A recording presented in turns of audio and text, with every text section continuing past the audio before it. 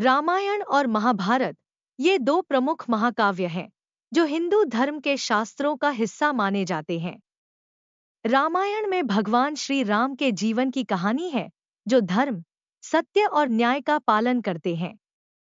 महाभारत एक महाकाव्य है जिसमें धर्म, अधर्म, युद्ध और जीवन के महत्वपूर्ण प्रश्नों पर विचार किया गया है।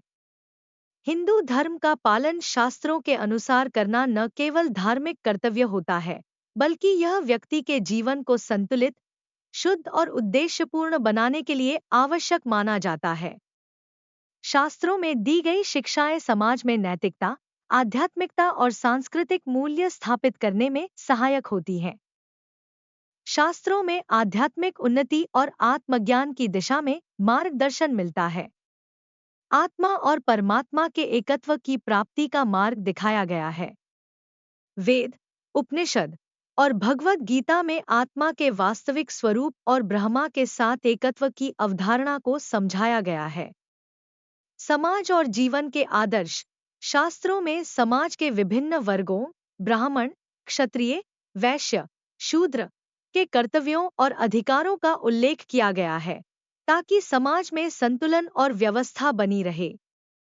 इसके अलावा शास्त्रों में विवाह, परिवार और जीवन के अन्य पहलुओं के बारे में भी मार्गदर्शन दिया गया है। नैतिक और सामाजिक आदेश शास्त्रों में ईमानदारी, सत्य बोलना, अहिंसा और दूसरे के अधिकारों का सम्मान करने जैसे नैतिक सिद्धांतों का पालन करने की बात की जाती है। इससे समाज में शांति और संतुलन बनाए रखा जाता है।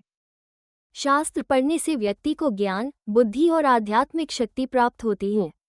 ये जीवन के गूढ़ रहस्यों को समझने और धर्म, कर्म तथा सत्य के मार्ग पर चलने की प्रेरणा देता है।